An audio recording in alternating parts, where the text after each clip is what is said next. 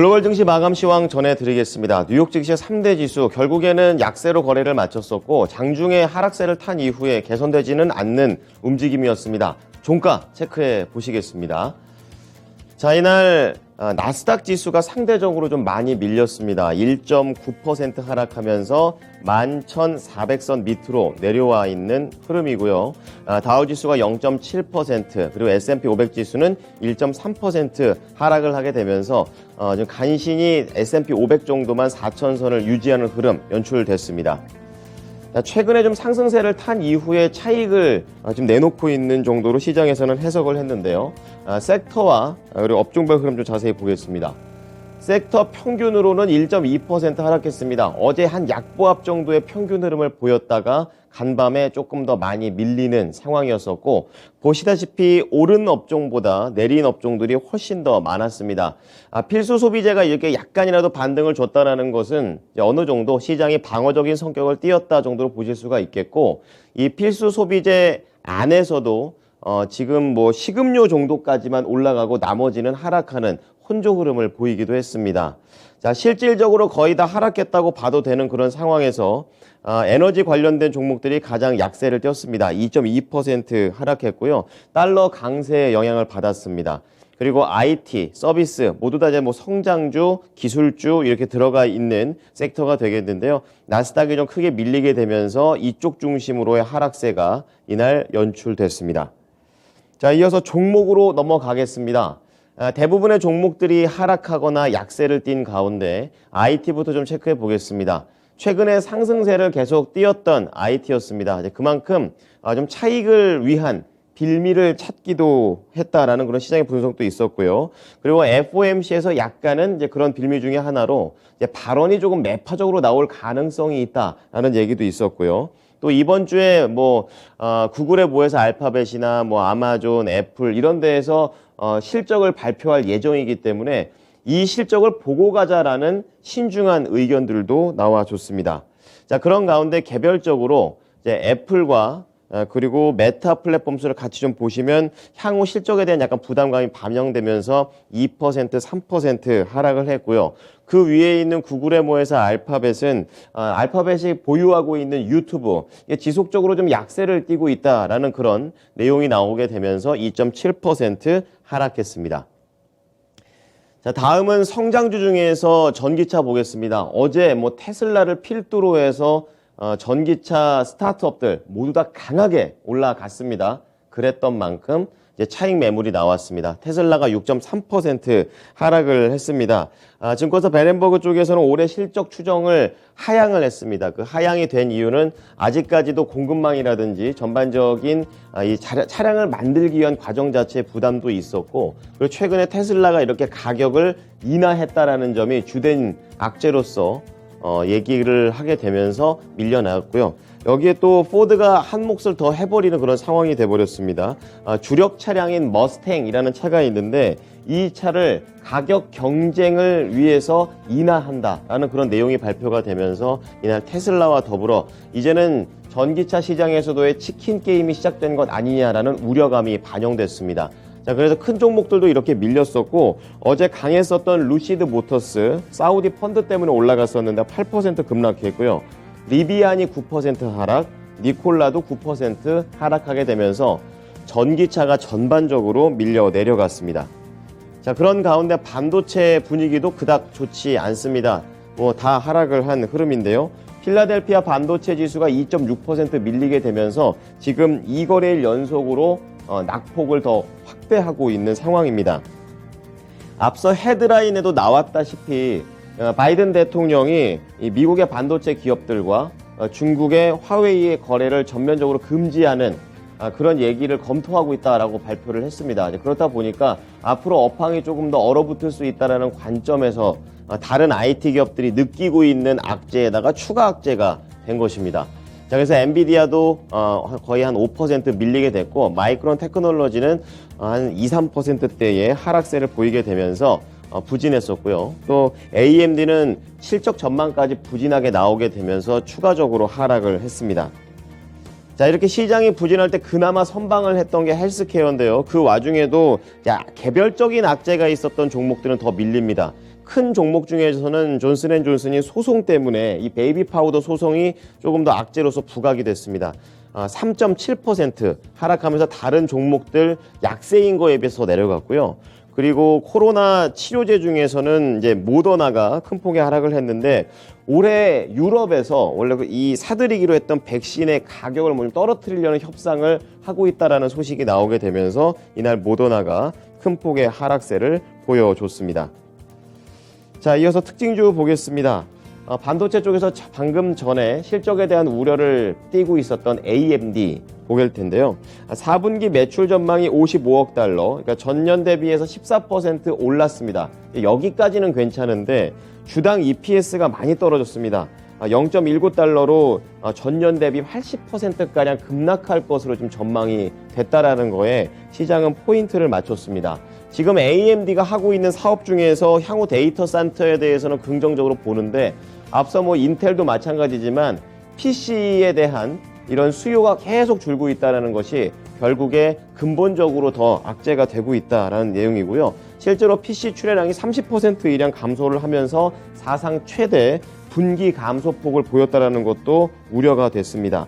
그래서 인텔과 더불어 경쟁사인 AMD도 밀려 내려가는 흐름이고요. 4분기뿐만이 아니라 올해 1분기도 약세가 지속될 거다라는 관점까지 부담 요인이었습니다. 3.9% 하락하면서 72달러까지 내려왔습니다.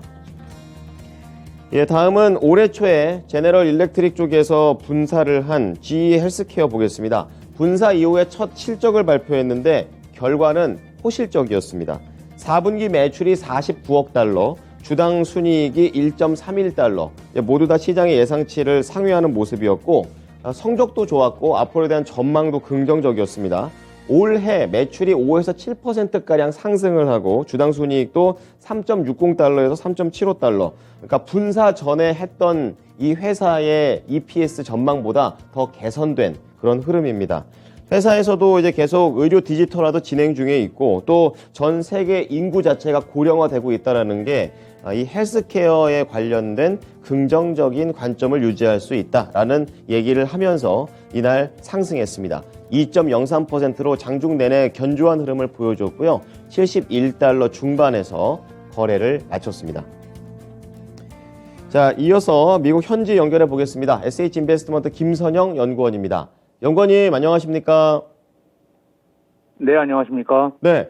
자, 이제 연준에서 2월 FOMC 회의를 앞두고 있는 그런 상황입니다. 시장에서는 조금은 신중하게 움직였던 것 같은데요. 장중 흐름 어땠습니까?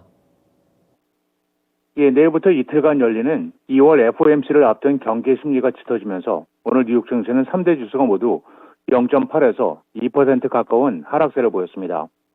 시장에서는 연준이 연방기금 금리를 25 베이시스 포인트 인상할 것으로 보는 의견이 지배적이며 이와 함께 파월 의장의 연설을 통해 연준이 금리 인상을 중단하는 시점에 대한 힌트를 얻기를 기대하고 있는 상황인데요. 오는 금요일 개장 전 발표되는 1월 미국 비농업 부분 신규 고용 규모와 실업률에 크게 주목하고 있으며 금리를 잇따라 올린 연준이 그들이 원하는 대로 11월과 12월에 이어 1월에도 신규 일자리 규모가 계속 줄어들면서 현재는 18만 5천 개를 예상하는 가운데 만일 규모가 감소한 것으로 확인이 될 경우 연준은 지난해 금리 인상이 효과를 거두고 있다고 판단하게 될 것이라고 전망하고 있습니다. 이와 더불어 월스트리트저널지가 DRAM과 낸드 플래시 등 메모리 반도체의 평균 가격이 올해 1, 4분기에도 두 자릿수의 하락세를 기록할 것이라고 전했다는 소식이 반도체와 IT 업종에 전반적으로 부정적으로 반영이 됐는데요. 신문은 메모리 반도체 가격은 지난해 4, 4분기에도 전분기에 비해 20% 넘게 급락했다면서 메모리 반도체는 스마트폰부터 PC, TV 등에 이르기까지 거의 모든 전자제품에 들어가는 핵심 원자재이지만 팬데믹 특수 이후 가전제품 수요가 급격히 줄면서 고전하고 있다고 전하고 있습니다. 네, 전반적으로 시장에서는 반도체에 대한 악재도 또 가격적인 부담도 있었습니다. 자, 다음 좀 이슈 넘어가 볼 텐데요. 현재 미국에서는 4분기 실적 시즌이 계속해서 발표되고 있습니다. 실적 부진에 대한 전망들이 나오고 있는데요. 어떻습니까? 예, 그렇습니다. 투자자문사 펀드 스트레시 경기 침체와 실적 침체가 동시에 올 경우 기업의 실적이 더욱 악화될 것이라고 전망하고 있습니다. 실적 침체는 한 분기 이상 역성장이 지속되는 현상을 말하는데요. 작년 4분기 전망치를 웃도는 실적을 발표한 기업의 수는 늘었지만 전망치를 크게 상회한 기업은 드물었습니다. 금융정보업체 레피니티브에 따르면 S&P 500 지수에 편입된 143개 기업이 발표한 주당 순이익이 예상치보다 높은 기업들의 비율은 67.8%로 평균치인 66%보다 높았고, 매출이 예상치보다 높은 기업의 비율도 장기 평균인 62%보다 높은 65%를 기록했지만, 매출 증가율은 예상치보다 0.6%가 증가한 4.2%를 나타냈고, 이것은 장기 평균의 절반에 미치지 못하는 것이었고, 총이익은 예상치보다 1.6% 증가했지만, 과거와 비교했을 때 증가폭이 크게 줄어든 것으로 1994년 이래 총이익은 평균적으로 예상치 4.1%보다 높았고, 지난 4분기 동안은 5.3% 높았으며, 순이익 기준 실적은 4분기 중 2.9%가 하락했고, 에너지 부분을 제외하면 실적은 오히려 7.1%가 하락했는데요. 펀드 스트레 측은 GDP가 3% 올라간 분기에 에너지를 제외한 실적이 7%가 급락한 것은 좋은 징조가 아니라면서 지난 4월 1분기부터 기업들의 포워드 가이던스가 악화되고 있었다며 당분간 시장에 우호적인 실적이 나오기 어려울 것이라고 예측하고 있습니다. 네, 조금 더 실적을 통해서 경기 둔화에 대한 움직임을 읽어볼 수 있었습니다. 자, 다음은 채권이나 펀드 같은 상품 시장에서 이제 미국보다는 다른 나라에 투자하는 게 더 좋다라는 그런 분석들이 나오는데요. 어떤 내용입니까? 예, 그렇습니다. 지난 수요일까지 투자자들이 유럽 주식 펀드에 34억 달러의 자금을 투자했다고 뱅커 오브 아메리카가 밝혔습니다. 은행 측은 유럽 인플레이션 둔화와 중국의 코로나19 정책 완화로 투자자들이 미국 외의 주식에 눈을 돌리게 됐다고 설명을 하고 있으며, 유럽 주식 펀드로 주간 자금 유입 규모는 지난 2022년 2월 이후 가장 컸으며 1년간 자금 유출이 지속된 후 최근 2주 연속 자금이 유입됐다는 분석인데요. 한편 미국 주식형 펀드에도 4주 만에 처음으로 자금이 유입되면서 지난 25일까지 미국 주식 펀드로 자금 유입은 3억 달러로 한 달 만에 처음으로 긍정적인 흐름을 보였으며, 신흥시장의 채권과 주식 역시 지난 4주 동안 평균 71억 달러가 유입돼 2년 만에 가장 큰 자금 유입이 나타났다고 밝혔습니다. 네, 다음은 종목 얘기로 넘어가 보겠습니다. 이 도요타 자동차 쪽에서 판매량을 발표를 했는데요. 성적이 어땠습니까? 예, 일본의 토요타 자동차가 지난해 3년 연속 세계 신차 판매 1위에 올랐다는 소식입니다. 차량 판매 대수는 전년도에 비해 소폭 감소했지만 공급망 악화가 지속되는 가운데 경쟁사들에 비해 선방했기 때문으로 토요타는 작년 신차 판매 대수가 1048만 대로 전년에 1049만 대 대비 0.1%가 감소했다고 밝혔고, 이것은 2위를 차지한 독일의 폭스바겐의 실적을 25% 이상 웃돈 것이었습니다. 지난해 토요타의 하이브리드와 전기 자동차 판매량은 272만 대로 전년 대비 4%가 증가했으며, 이 중 전기차는 24,466대가 팔려 역대 최고치를 기록한 것으로 나타났는데요. 신차 판매량은 전년에 비해 5% 증가한 1,061만 대였습니다. 네. 자, 이렇게 도요타 자동차가 세계 1위를 기록했다라는 내용에도 불구하고 확실히 자동차 시장이 부진했던 뉴욕 증시가 된 것 같습니다. 같이 좀 밀리는 모습이네요. 자, 그럼 내일 예정된 경제 지표 그리고 실적 발표들은 어떤 게 예정되어 있습니까?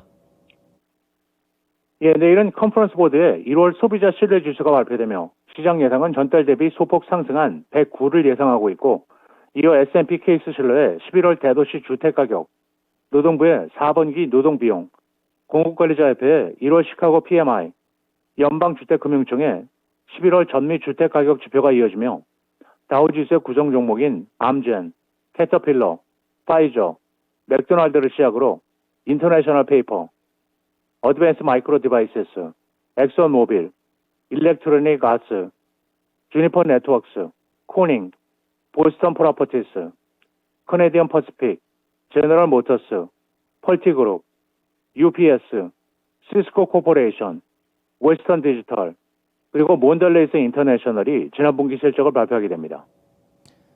네, 지금까지 SH인베스트먼트 김선영 연구원이었습니다. 오늘 말씀 잘 들었습니다. 예, 감사합니다. 네, 이어서 유럽으로 넘어가 보겠습니다. 유럽 증시는 혼조로 거래를 마쳤습니다. 미국과 비슷한 관점에서 조금 더 시장에서 FOMC라든지 ECB, 중앙은행의 이런 움직임들을 보고 가자라는 관점이었습니다. 독일과 프랑스 약보합으로 거래를 마쳤고요. 영국만 강보합으로 상승을 하는 모습이었습니다. 전체적인 그림은 전약 후강의 패턴을 보이면서 올라갔었고요. FOMC 회의뿐만 아니라 유럽 내부적으로는 이 영국의 영란은행 그리고 ECB 중앙은행의 금리 인상도 예정되어 있기 때문에 지금 FOMC에서는 25bp 그리고 영국과 ECB 쪽에서는 50bp 인상하는 것을 시장에서는 예상하면서 오늘 하루 동안 거래가 진행이 됐습니다. 자, 이어서 상품 시장으로 넘어가겠습니다. 유가가 좀 떨어지고 있습니다. $80 찍고 다시 내려가는데요. 2.3% 하락하면서 77.83달러 거래를 마쳤습니다. 이제 앞으로 연준의 정책 기조에 따라서 달러화가 영향을 받게 될 것이고 이게 결국 유가의 거래에서 영향을 미칠 거기 때문에 조금은 매파적인 쪽으로 해석이 되고 있는 유가를 볼 수가 있겠고요.